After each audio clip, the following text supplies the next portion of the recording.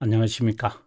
이것이 신앙고백이다 시리즈 7권 중 첫 번째 책 벨지카 신앙고백서 23항 마지막 6번째 강의입니다. 23항의 주제는 칭의입니다. 정말 중요한 주제죠. 여러분이 가지고 있는 책 381페이지에 본문이 있고, 오늘 우리가 공부할 책은 페이지는 401페이지가 되겠습니다. 자, 그러면 여러분과 함께 381페이지로 가도록 하겠습니다. 381페이지로 왔습니다.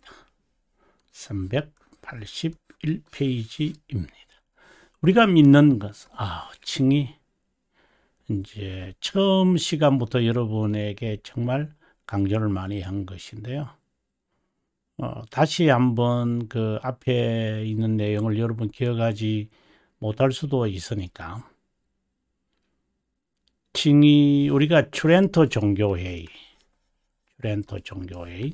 1545년에서 63년 18년 동안, 18년 동안 계속 종교회의는 한 것은 아닙니다만은, 어쨌든 전체로 따지면 한 5년 정도 한 것 같고, 트렌토 종교회의에서 이들이 종교개혁, 여기 보시면 종교개혁이 1517년에 일어났다고 본다면은 63년이라면 칼빈 선생이 1564년에 돌아가셨거든요.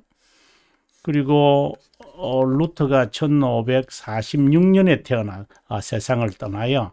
그러면 여러분, 이 트렌토 종교회의에서 일어나는 모든 것을 다 칼빈 선생은 보았고, 시작하는 것을 보고 이게 루터는 세상을 떠나셨고, 칼빈 선생은 이 모든 과정을 다 보셨잖아요. 이 관점이 우리가 중요하게 보는 게 있습니다. 트렌토 종교회의가 45년도에 종교개혁이 일어나고 난 다음에 그들이 모여서 도대체 저 기독교는 뭐냐?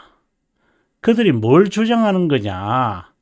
우후죽순으로 일어나지 않느냐? 스위스에서, 독일에서, 영국에서 이렇게 지금 일어나고 있는데 이게 뭐냐? 그들이 강조하는 게 뭐냐라고 했을 때 칭의였어요, 여러분. 그래서 그들이 모여가지고 칭의에 대한 내용을 그들은 이해하지 못했습니다. 그래서 제가 여러분들에게 말씀을 드리기를, 정말 참된 메신저, 순전하게 메시지를 선포하는 사람들에게 이런 삼위일체 물어봐라. 그 다음에 두 번째는 칭의에 관해서 분명히 물어봐라. 그 다음에 세 번째는 요한복음 3장 16절에 대한 내용을 물어보아라 라고 한 정도였어요. 자, 하나님 앞에서 우리의 의가 그것을 사면 한다는 것이다. 그것을 의미한다. 죄들의 용서를 의미한다. 우리가 믿는 것은 우리의 구원이 죄들의 사면에 있고, 그리스도로 인하여, 쉽게 말해서 구속사역이죠. 구속사역은 결국은 죄들의 용서에 있다. 이것을 분명하게 밝힙니다. 이것으로 인해 우리의 의가 하나님 앞에서 그것을, 즉 죄들의 용서를 받았다는 것을 의미한다. 이것에 대하여서 바울과 다윗이, 이는 구약 성경이고 신약 성경에서 각각 뭐라고 말하느냐? 죄들의 용서와 칭의를 같은 의미로 설명하고 있다를 지금 이야기합니다.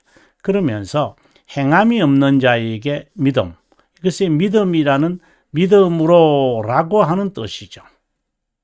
의를 증가한 것이 인간의 행복이라고 선언하면서, 그 다음에 4번으로 갑니다.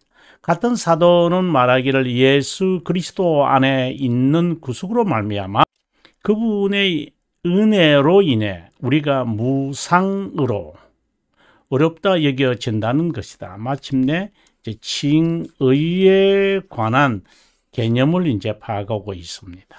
무상으로 우리의 행함이 아니, 여기 이제 믿음이라고 할 때에 우리의 행함에 근거하지 않는 것으로 어렵다 여겨진다. 그 근거는 뭐다? 그리스도의 은혜, 그리스도 안에 선택된 자를 구속해야 하기에 그 자들에게 은혜를 베풀어 그들에게 믿음을 심어주어 심정을 밝혀 이제 이런 내용은 믿음으로라고 하는 이 말은 이제 벨지카 22항 우리가 지난 시간에 우리가 22항 주제 지난 시간에는 사스문제 시간이었습니다만 우리는 이 기반을 항상 붙들고 있어야 한다. 정말 중요한 이야기를 하신 것 같아요. 동시에 모든 영광을 하나님께 기인시키고 그분 앞에 자신을 낮추면서 그래서 여기에 영광을 하나님께 돌린다는 것은 자신을 낮추는 것을 의미한다고 역설한 바 있습니다. 우리 안에 그 어떤 것이나 우리의 어떤 공로를 신뢰한다고 추정하지 않으면서 이게 이신이라는 뜻이죠. 이신. 실제로 우리가 누구인지 인정하고 우리가 그분을 믿을 때 우리의 것이 된 십자가에 못 박히신 그리스도의 순종만 의지한다. 그래서 의의 증가는 곧 순종의 증가다. 이런 이제 개념이 자연스럽게 나오죠. 그 다음에 세 번째, 우리의 사악함을 덮고 하나님께 접근하도록 뭘 준다?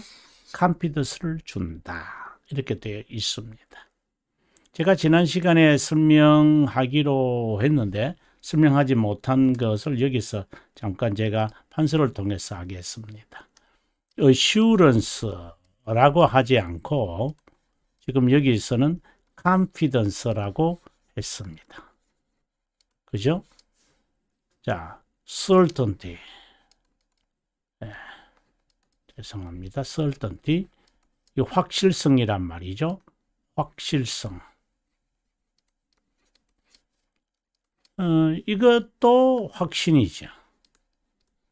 이것도 확신이라고 우리는 말합니다. 그래서 영어로 좀 보았으면 좋겠습니다. 확실성은 하나님에게서 오는 겁니다.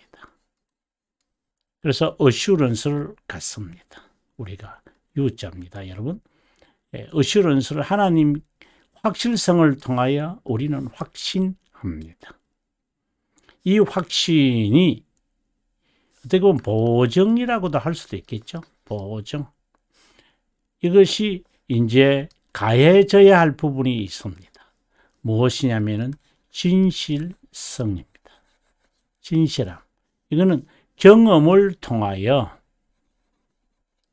through experience 경험을 통하여 이 진실성이 들어가면 confidence가 되어집니다. 이걸 여러분 정리를 한다면 이제 본문으로 돌아왔을 때 이야기가 쉬울 겁니다.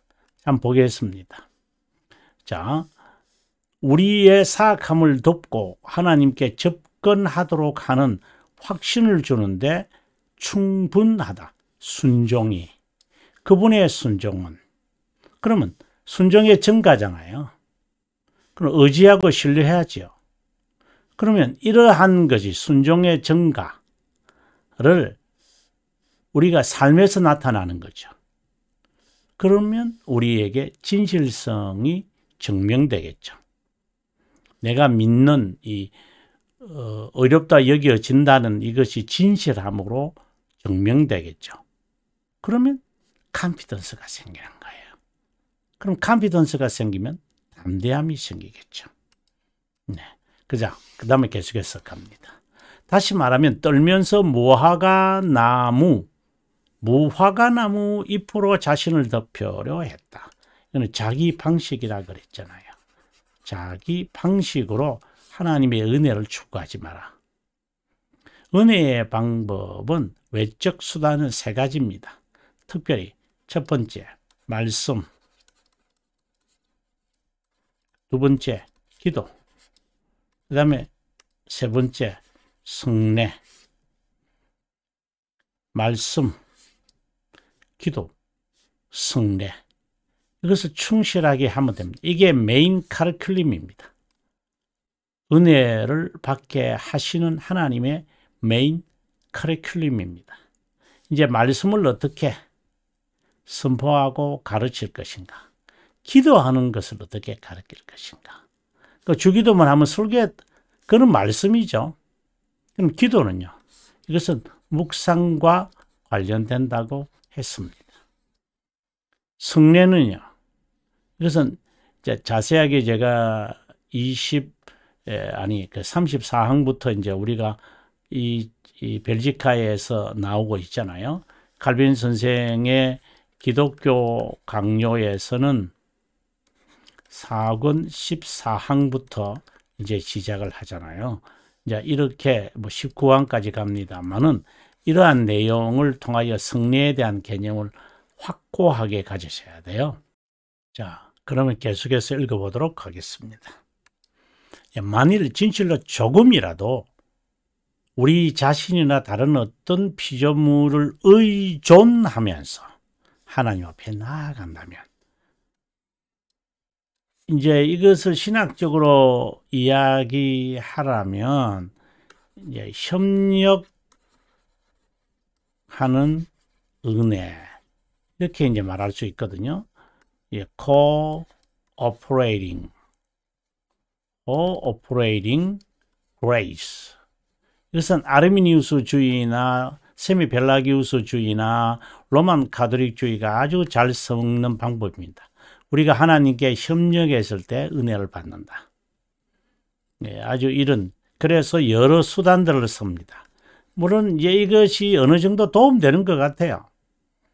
하지만 아닙니다. 자라나지 않습니다. 정말 저주받아야 할 자로 소멸하고 말 것이다.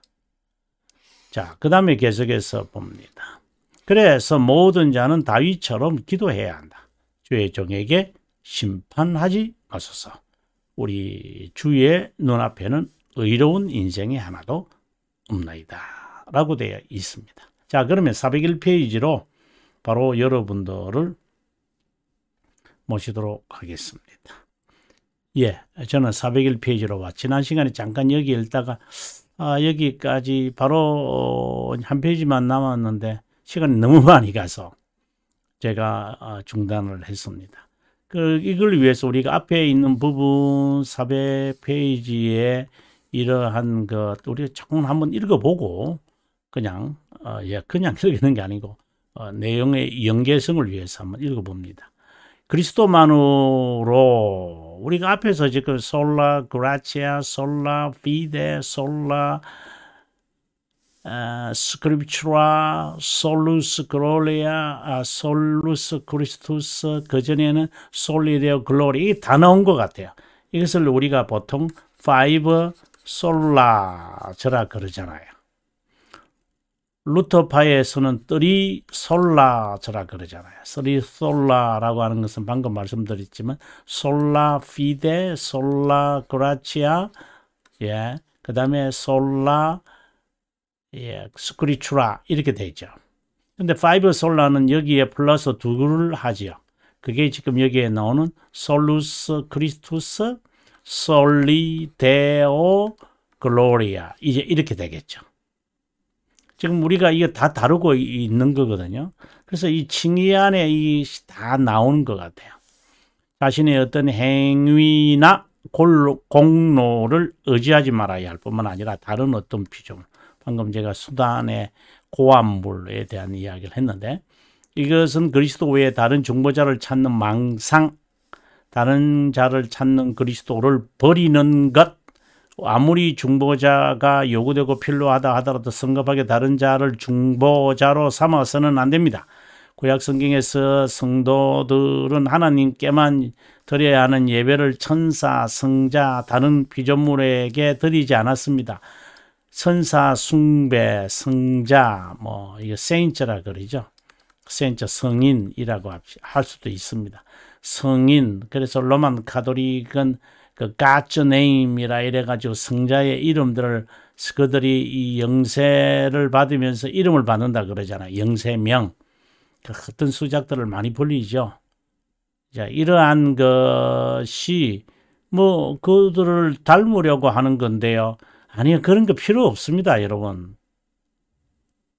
있는 그대로 하면 돼요. 왜 자꾸 수작을 부려요? 장깨를 부려요? 그래서 이 실제 주제를 희미하게 만드는 그 좌파들이 그런 걸 잘해요. 그래서 사람들이 굉장히 매력을 느끼게 해요. 재미있게 하고. 그러나 얻는 것은 아무것도 없어요. 그냥 재미있다, 좋았다. 그냥 형용사밖에 없어요. 명사가 나타나질 않아요. 명사가 없고 그냥 형용사만 있는 거예요. 아젝티브만 있는 거예요. 정말 조심해야 됩니다. 다른 자를 의존하면서 하나님께 접근하는 자는 이 보응을 받을 것이다.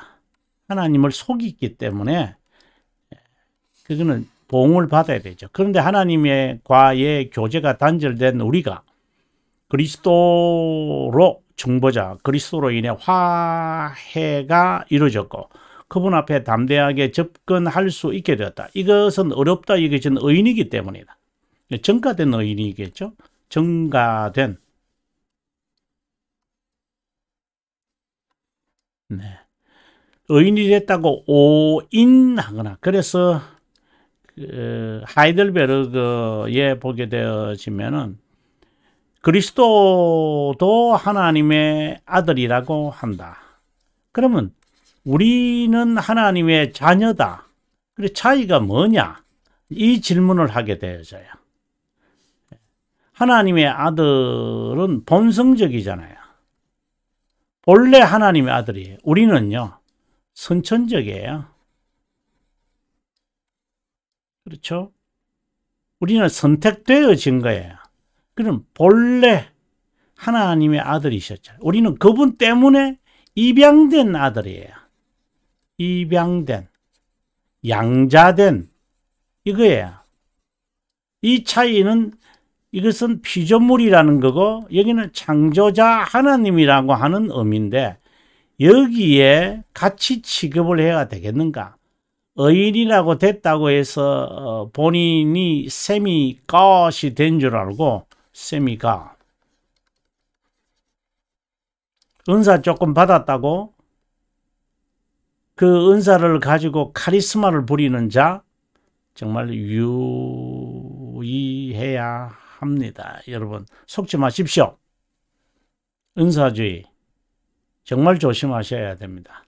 신사동 운동이 그렇게 해서 우리 많은 자들을 헷갈리게 하지 않았습니까? 또 그렇게 해도 끌려갈 자만 끌려가고 그러죠. 네, 살아남는 사람은 살아남아요. 선택된 자는 내 양은 내 목소리를 알죠. 도적이 와서 소리를 지르더라도 가지 않습니다. 주님께서 요한복음 10장에서 말씀하신 것을 기억하면 될 것 같아요. 그분의 의로서만 우리 하나님과 화해 이루어진다. 동시에 거룩하지 않으면 하나님의 의를 붙들 수 없다. 우리를 거룩한 그 증가된 것을 제가 세 가지로 되어졌다고 하이델베르그 육신문에서 이야기했던 기억하시면 좋겠습니다. 의와 거룩과 구속함이 되셨다. 이것도 제가 강의한 내용이 있으니까 여러분 기억하시면 정말 좋을 것 같아요. 자, 하나님은 증가된 의를 보시고 우리를 법정적으로 의롭다 하셨다. 이 선언했다는 말이죠. 법정적으로 어렵다. 선언. 의롭다 여긴다. justification이다. 이 말이잖아요. 근데 정가된 의는 뭐예요? righteousness예요. 그래서 제가 이 부분을 제가 설명을 많이 하잖아요. 이 첫째 시간에도 이 말씀을 제가 드렸습니다만, 네.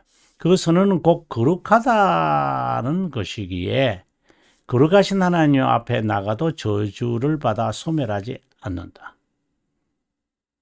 이런 기반이 아니라 의지적 믿음으로 가상으로 만든 믿음, 어렵다고 여기며 자기 최면에 살면 일시적 죽음을 피할 수 있을지 모르지만 하나님의 심판대 앞에서 절대로 관용과 긍휼을 얻지 못할 것이다. 영원한 영벌을 받고 말 것이다.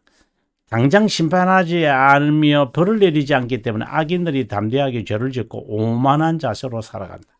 꼭 기억했으면 좋겠어요.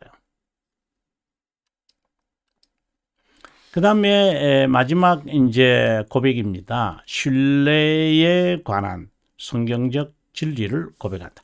하나님만을 신뢰하는 다윗의 예를 들어서 우리는 자발적으로 하나님의 종이 된 자다. 그래서 servant이라고 말하죠. 우리가 지난 시간에 제가 예배를 서비스라고 한다. 이것은 어디에서 나왔느냐? servitude에서 나왔다. servitude. 이 종됨이라고 하는 뜻입니다. 종됨. 예배는 종됨을 고백하는 시간입니다. 그래서 명령을 받습니다. 그래서 말씀을 선포가 중요하다는 것입니다. 항상 그분의 호의나 은혜를 바라보고 그것으로 살아가는 자다. 그분의 엄격한 심판에 결코 바로 설 자가 없다고 고백하면서 전적인 은혜와 무상의 은혜만을 바라는 우리는 하나님 앞에 죄인이며 살아있는 피조물이라도 어렵지 못하고 심판을 피할 수 없음을 익히 알고 있다. 죄인은 이 세상에서 자신의 정의를 내세우면서 살았던 자이다. 영원한 심판을 받을 것이다. 다시 말해서 하나님의 그 glory of justice 이렇게 되거든요. 이게 시제가 들어가야 될 것 같아요. 하나님의 자신의 정의의 영광이 누구에게 나타나느냐? 유기된 자에게 나타납니다. 이게 영원한 심판입니다. 그리고 glory of mercy 자비의 영광은 누구에게 나타납니까? 바로 선택된 자에게 나타납니다. 자, 이런 말씀이 어디에 있습니까? 우리가 한번 살펴보도록 하겠습니다. 예, 신앙 고백서. 그러니까 웨스트민스터 신앙 고백서 33장의 내용입니다. 이 최후의 심판에 관한 겁니다. 자, 그 부분에서 2항으로 우리가 한번 가도록 하겠습니다. 2항의 내용입니다. 심판의 절차입니다. 이날을 정한 하나님의 목적은 선택된 자에게 영원한 구원을 베풀면서 자신의 영어를 한번 잘 볼까요? 네, manifestation of the glory of His mercy in the eternal salvation of the elect. 예, 자신의 자비함의 영광을 명시합니다. 누구에게? 선택된 자에게. 자, 그러면 and the hope of His justice는 어떻게 될까요? In the damnation of the reprobate. 예, 유기된 자에게 자비의 영광을 나타낸다. 예. 여러분, 제가 늘 강조했습니다만은, 우리가 벨지카 16항과 그리고 20항에서 자세하게 설명을 하지 않았습니까? 선택된 자에게 자비를, 유기된 자에게 정의를 내려야 돼요. 근데 20항에 와서 자비함을 예수 그리스도에게 이제 내리고, 그 자비함에 정의를 내림으로 자비함의 정의를 그리스도에게 내림으로 크리스토스에게 내림으로 그리스도가 우리에게 자신의 의를 줄 수 있는 이제 공의가 되어진 거죠. 이것을 우리는 증가된 의라 그러죠. 근데 이 의가 우리에게 증가됐는데 뭐라고 그래요? 영어에서는 justification이라고 그래요. 이제 정의가 사라진 것이죠. 그래서 명시는 유기된 자에게 reprobate에게 나타나고, 그러면 선택된 자에게는 왜 그리스도가 그 정의를 만족을 시켰고, 참 말이 자꾸만 이렇게 좀 그런데, 여러분 정확하게 표현하면 하나님께서 자신의 정의를 자신이 만족하셨잖아요. 그래서 하나님의 정의를 만족했다, 이렇게 우리가 이야기하겠습니다. 하심으로 그 정의를 우리에게 전가하지 않죠. 명시하지 않죠. 그러면요, 왜 유기된 자 가운데 타락한 후의 상태는 모두가 유기된 자와 같은 거잖아요. 그 가운데 선택된 자는 그리스도와 그리스도의 공로를 수용하는 은혜를 주께서 베푸시죠. 그 믿음의 선물이죠. 그걸 그들이 받아요. 그들이 받는다라기보다도 명시해서 자발적으로 자신의 의지라고 하는 말을 빼고 자발적으로 그리스도와 그리스도의 공로, 그리스도를 자신의 구세주로 수용하게 해요. 자발적으로 하게 해요. 그래서 자기가 선택한 것으로 이게 착각할 수도 있습니다만은, 근데 그걸 이제 다 포기될 수 있도록 자기의 의와 옛사람과 옛습성, 이것을 하나님은 견인을 통하여 하나씩 하나님의 선택된 자의 합당한 자로, 적합한 자로 만들어 가시는 훈련을 하시는 것이죠. 최후의 심판이 되었어요. 그러면 정의는 justification이잖아요. just. 그러니까 우리에게 내려지지 않죠. 그것이 6월절의 마지막 10번째 재앙을 통해 잘 나타나는 거죠. 본인의 공로는 없어요. 어린 양이 문설주에게 발라놓으면 되는 거예요. 자, 그러면 다시 본문으로 돌아오겠습니다. 네, 다시 본문으로 돌아옵니다.